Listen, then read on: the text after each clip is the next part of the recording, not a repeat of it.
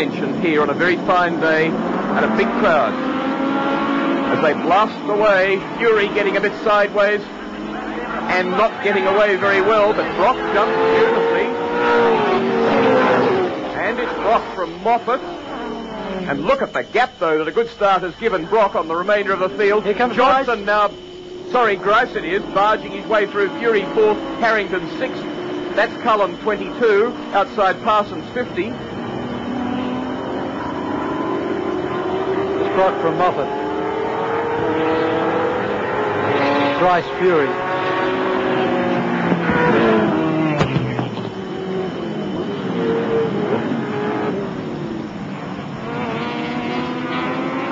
Steve Harrington in 5th position.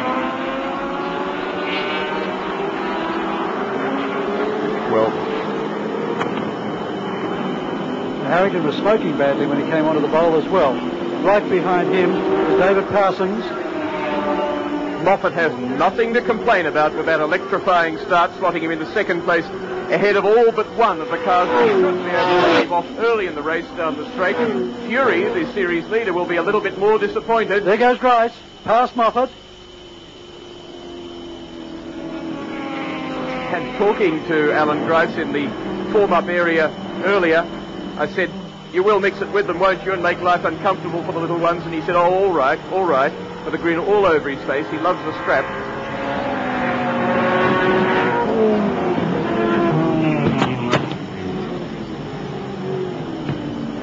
David Parsons in car number 50 has come to a halt. Very bad luck for a man. He's banged the back of it very hard, as you can see there.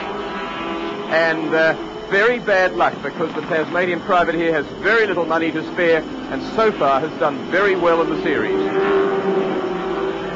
A 59.82 and about a second and a bit quicker than that, the second lap for Brock. 59.82 is his standing lap. So Brock in the position that he and Grice must assert on the little cars, which running softer compound Dunlop tyres with better grip, but also putting much less heat into them through the race, will be in better condition by the end of 40 laps. This is the longest of all the touring car rounds so far, 96.5 kilometres. All the others have been just around the minimum required of 80. Steve Harrington moves up to 5th position, and behind him Dick Johnson in the first of the Ford Falcons.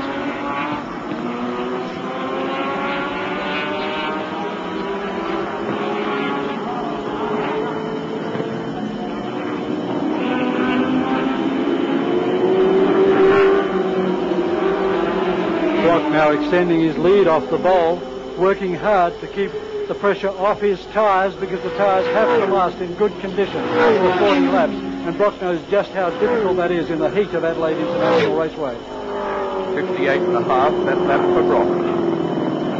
Moffat though, Grice at least, with pressure on him from both Moffat and Fury. 58.5, of course, is 0.5 of a second under Brock's existing lap record, so that's the pace of the race. And full tanks.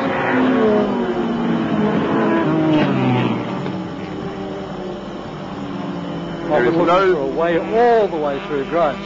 There's no suggestion of the tactic employed by Moffat last weekend of an electrifying pit stop. No need for it, nor does the pit arrangement at Adelaide Raceway suit it. So we do not expect to see that again. Nonetheless, the Peter Stuyvesant Moffat team have judged their fuel load so keenly that they estimate they'll finish with about 1 litre of fuel left in the tank. Harrington, Dick Johnson, 5th and 6th. Cullen in 22. The car qualified yesterday by Ron Harrop, 10th grid position. Johnson bucking around in the big Ford that got a great cheer from the crowd when he brought it out onto the grid.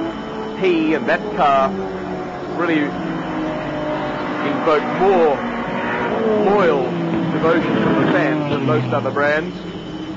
Brock, Grice, Moffat, Fury. Onto the bowl for the 5th time.